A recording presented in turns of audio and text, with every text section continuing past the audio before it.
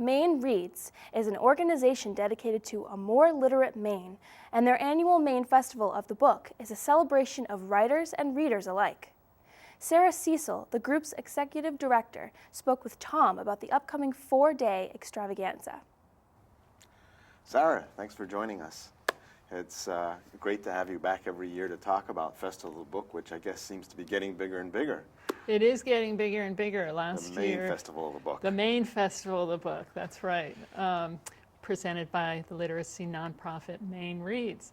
Last year we found we had so many people that we had to shut some people out of a lot of the programs. So we've expanded the lineup, the rooms, everything. Great. And staggered some of the timing with kid stuff. So before we get into that, maybe you could tell people who might not know what Maine Reads is and how the Maine Festival of the Book came about. Yeah, Maine Reads is a literacy nonprofit.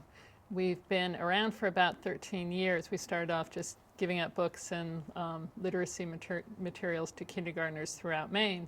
And then Karen Baldacci came into the Blaine House and said, let's do a book festival, and also introduced a library program where we give out grants monies to libraries too.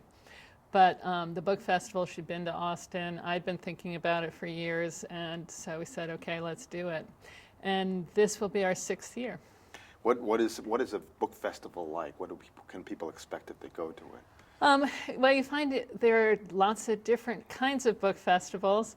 Ours is, I like to think that we want to present something that makes reading fun. So it gets into performance and all kinds of reading. And also my big thing is trying to put together authors who might be friends, have some sort of connection. So most of the programs, instead of just being straight out readings, which is what the libraries and bookstores do really well, here you're going to see authors interacting. And I hope that most of the programs have a kind of fly on the wall at a private dinner party feeling. That's what I strive for. Now you just showed me the brochure, and there's lots and lots of different things that people can go to, so it's bigger than last year. Why? We attract more than 2,000 people annually. And it's now, this year it's 4 days, but our big day is Saturday, March 31st, when we have about 50 authors presenting and signing, and something for all ages and interests. And it is at USM's Abramson Center, and we really fill it up. Now, how do you decide who to invite, what authors, what publishers, who do you invite to the festival? Yeah, I go to things like Book Expo in June in New York, which is the biggest publishing event in the country, maybe even in the world, I don't know. And that's when you hear and see who's got a new book coming out. You meet a lot of these authors and kind of sway them with the idea of coming to Maine for nothing, pretty much, except to sell their books. And so that's one piece. I go to other literary festivals that aren't too far away and check out what's there, and then read what's coming up, what's out there. What are some of the other highlights, some things that you're looking forward to?